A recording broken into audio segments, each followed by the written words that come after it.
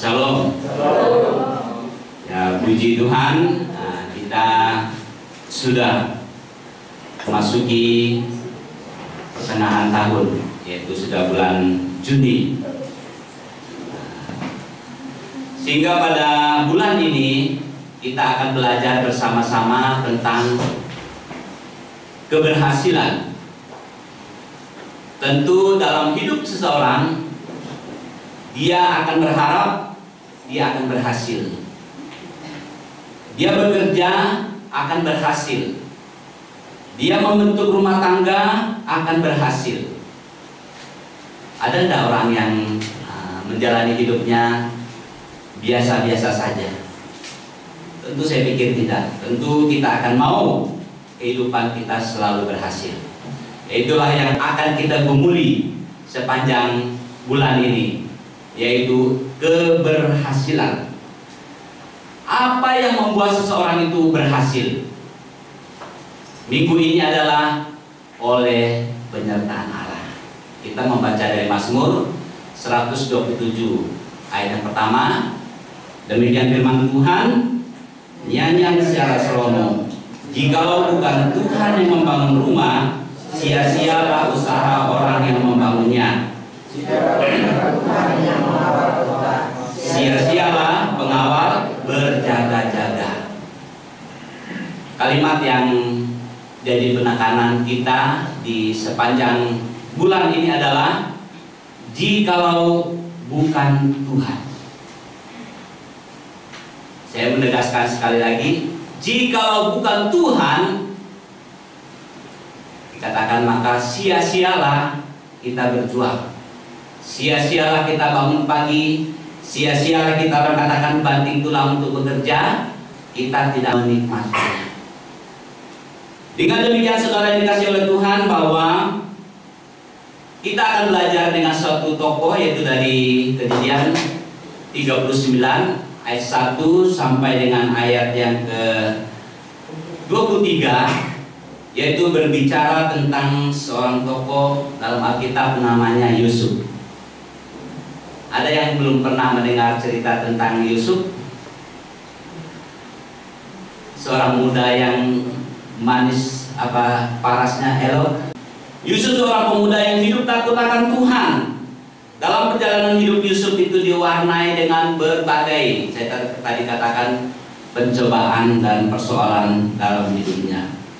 Alkitab mencatat Yusuf adalah seorang yang disertai Tuhan. Itulah sebabnya Yusuf selalu dibuat Tuhan berhasil. Kalau saudara selalu mengikuti doa saya, mungkin itu diucapkan Pak Pendeta terus, bahwa apa yang dikerjakan tangan anak-anak Tuhan, Tuhan buat berhasil.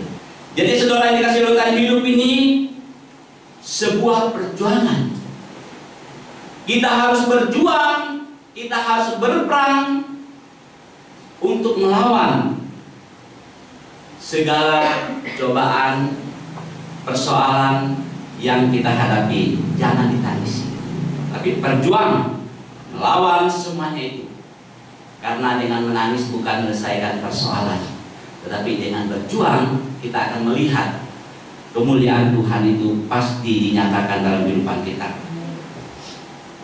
Ingat bahwa Tuhan yang menyertai kita adalah Allah yang menuntun kita untuk meraih sukses.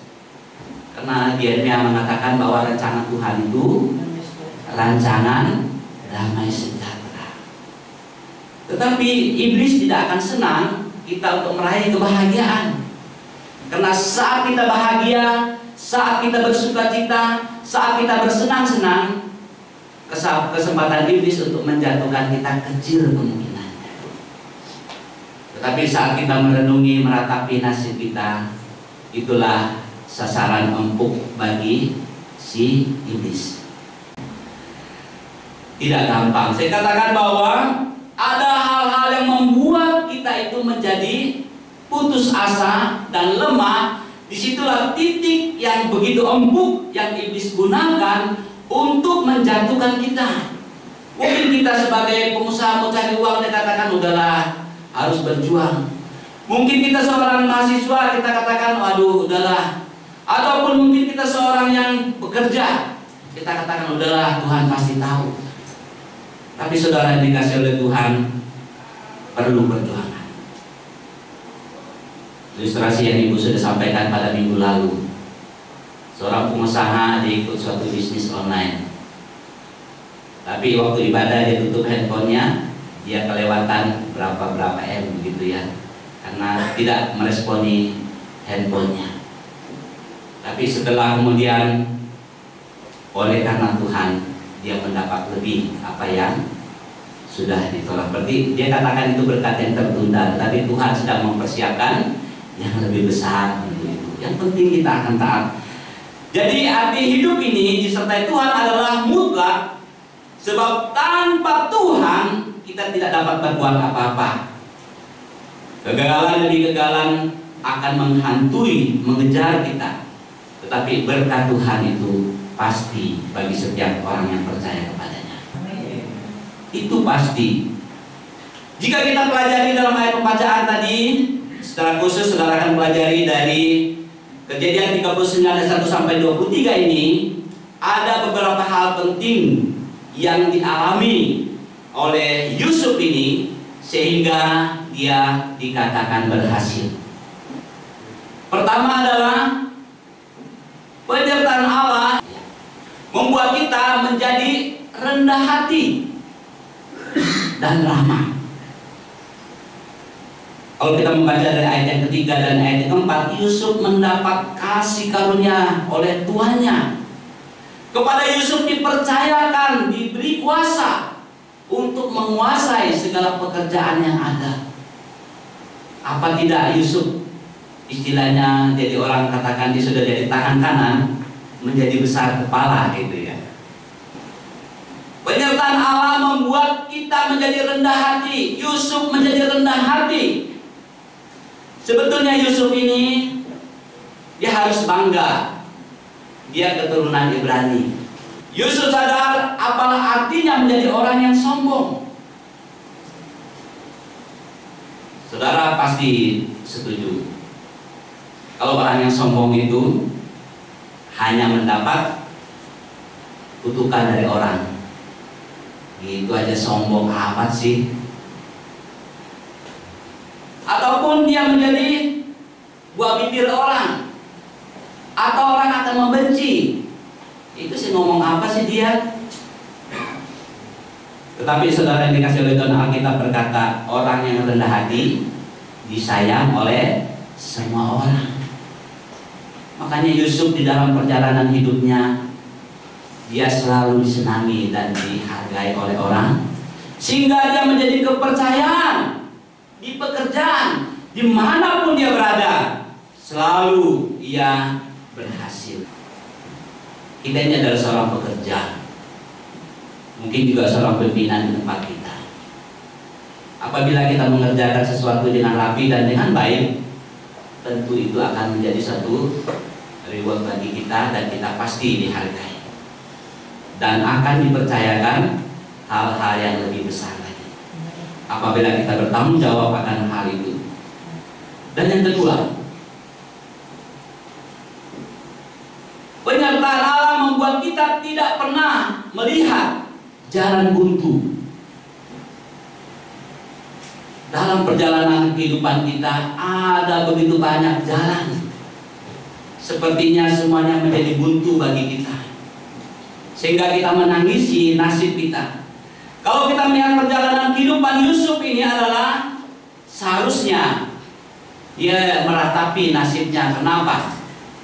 Orang kepercayaannya, kakak-kakaknya yang seharusnya melindungi dia, tetapi mereka yang memupuskan harapannya menurut manusia.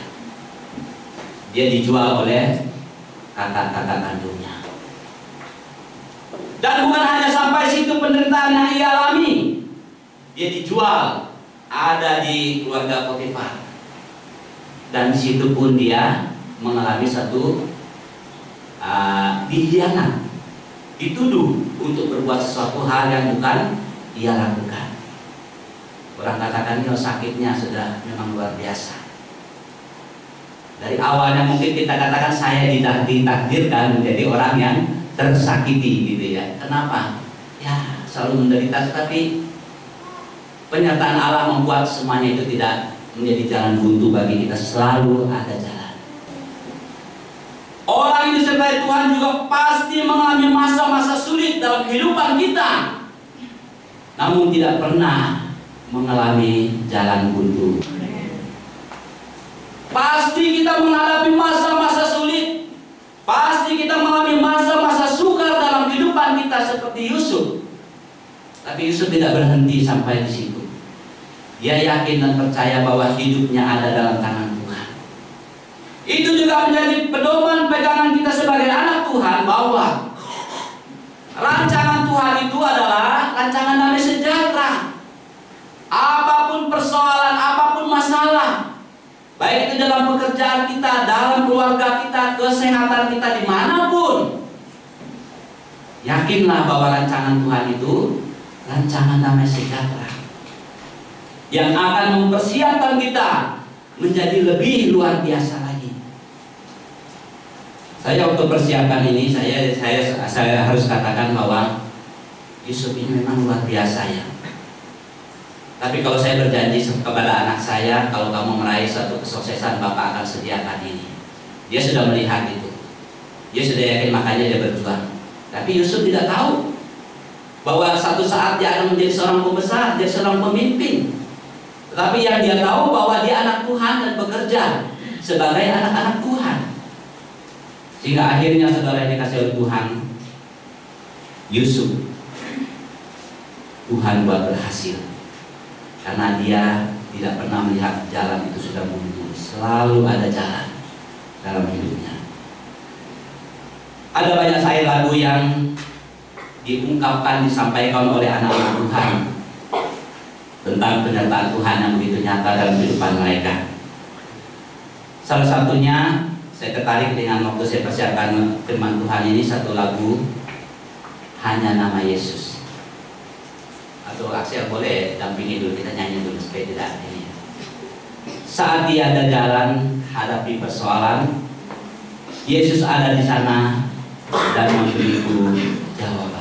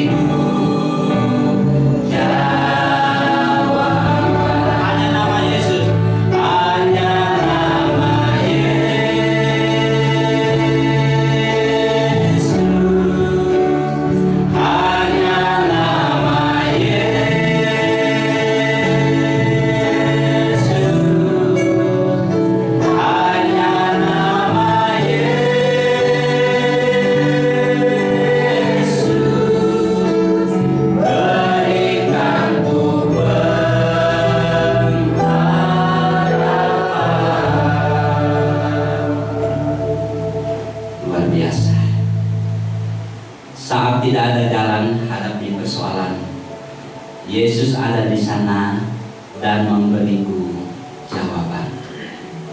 Pahitnya kenyataan dan tak mampu bertahan, Yesus ada di sana dan memberiku jawaban. Hanya nama Yesus. Orang Orang yang disertai Tuhan tidak luput dari jalan sukar, tetapi tidak melihat jalan buntu, tidak putus asa, apalagi istilah orang tidak patah arang. Selalu berjuang dan selalu akan berjuang. Karena itu sebagai orang percaya, ketika melihat jalan sukar, jangan menyerah, jangan putus asa, dan kita harus yakin dan percaya ada dua hal yang Tuhan bisa kerjakan dalam kehidupan kita. Pertama, Tuhan akan berikan kekuatan bagi kita. Amin. Saat persoalan ada dalam hidup kita, saat kita ada tantangan yang Tuhan izinkan dalam kehidupan kita, Tuhan akan memberikan kita kekuatan untuk menanggungnya. Lari dari persoalan tidak akan menyelesai masalah. Dengan menghadapi persoalan itu kita melihat Tuhan ada di sana yang akan memberi jawaban kepada saya dan kepada saudara. Dan yang kedua, yang akan membuat hikmah dari setiap persoalan yang kita alami itu adalah Tuhan akan memberi kita hikmat untuk menghadapinya. Yusuf dalam pergumulannya sepertinya sudah tidak ada harapan lagi dalam penjara itu. Firaun bermimpi bahwa ada lembu dari sungai Nil 7 lurus di pinggir pantai. Tapi waktu keluar dari sungai Nil itu ada lembu yang tambun waktu ditelan, ternyata tidak pengaruh, perutnya pun tidak besar loh. Kok makannya kemana, taruh di mana? Akhirnya sang raja tidak mampu untuk tidur, guling sana guling sini kayak saya minggu lalu kali ini. Akhirnya dia gelisah, dia katakan, panggil semua orang, siapa yang bisa mengartikan mimpi saya? Semua orang tidak bisa. Teringatlah mereka, ada seorang Ibrani, dia bisa menafsir mimpi. Wah, luar biasa. Yusuf katakan, akan ada musim panen dan ada musim kelaparan. Akhirnya katakan, engkaulah orang yang tepat untuk ada di sana. Amin. Luar biasa saudara yang dikasih oleh Tuhan, bahwa saat kita berhadapan dengan persoalan, Tuhan memberi kita kekuatan. Yang kedua, Tuhan akan memberi kita hikmat untuk menghadapinya. Apa yang tidak mungkin bagi manusia, tidak ada yang mustahil bagi Allah. Kenapa? Rancangan Tuhan, rancangan damai sejahtera untuk kita. Itu inti. Itu apa kalimat kuncinya, bahwa rancangan Tuhan, rancangan damai sejahtera. Adapun persoalan itu ada dalam kehidupan kita adalah untuk membentuk kita semakin kuat di dalam Tuhan. Dan yang terakhir, ternyata panjang hari ini. Yang ketiga, penyertaan Allah membuat kita takut kepada Allah. Saya mengambil gambarannya takut akan Allah. Bagaimana kira-kira orang yang takut akan Allah? Orang yang takut akan Allah itu adalah menjauhi kejahatan. Menyadari penyertaan Tuhan membuat kita hidup takut akan Tuhan. Dan sikap takut akan Tuhan membuat hidup kita berhasil di dalam segala jalan hidup kita. Saudara dikasih oleh Tuhan, Yusuf tidak mau berbuat dosa dengan istri Potifar. Bukan karena ia takut kepada Potifar, istri Potifar, tetapi karena dia takut kepada Tuhan.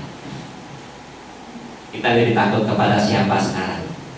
Orang tua kita, atasan kita, pasangan hidup kita. Tapi mata Tuhan akan melihat. Manusia terbatas untuk memantau kita. CCTV yang orang katakan lebih lengkap bisa juga terbatas untuk memantau perjalanan hidup kita. Tetapi mata Tuhan selalu ada di mana-mana, melihat apa yang saudara perbuat. Oleh karena itu saudara yang dikasih oleh Tuhan, bahwa penyertaan Allah membuat kita takut, hidup takut akan Tuhan, ada menjauhi segala kejahatan.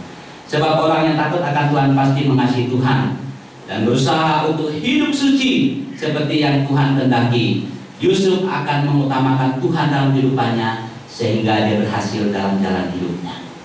Seandainya Yusuf tidak hidup takut akan Tuhan, mungkin setelah dia dijual oleh keluarganya, dia bisa balas dendam. mengangkat pedang melawan orang tuanya, melawan saudara-saudaranya, ataupun dia akan mengangkat pedang melawan istri Potifar, ataupun dia akan mencari orang yang pernah mengkhianati dia. Tetapi apa kata Yusuf akhir dari segala perjuangan hidupnya? Saudara-saudaranya sedang ketakutan, sedang ada kelaparan, itu mereka meminta makanan di Mesir. Ternyata yang jadi menteri sana yang sedang memegang perekonomian itu adalah Yusuf di sana. Akhirnya mereka katakan, aduh, Yusuf itu diberikan kekuasaan dalam hal itu. Dia katakan, janganlah khawatir, karena dengan cara inilah Tuhan mengantar saya ada di sini. Jemaat yang dikasih oleh Tuhan, kebencian, iri hati akan memendamkan berkat Tuhan dalam kehidupan kita. Tetapi apabila kita selalu takut akan Tuhan, berusaha, kita yakin dan percaya bahwa waktunya Tuhan pasti indah dalam kehidupan saya dan saudara. Penutup kesimpulannya silakan. Penyertaan Allah mutlak bagi kita orang percaya, terlepas dari persoalan hidup. Tetapi kendati banyak persoalan yang dihadapi, hal itu tidak membuat kita mengalami jalan buntu. Sebab Tuhan yang menyertai, menuntun kita kepada jalan kesuksesan dan kemenangan. Karena itu, penyertaan Tuhan membuat kita menjadi rendah hati dan ramah. Tidak cepat menjadi putus asa, sebab selalu yakin pasti ada jalan penyelesaian atas masalah yang kita hadapi. Sadar bahwa kemenangan diraih karena Tuhan membuat kita jadi rendah hati dan hidup dalam takut.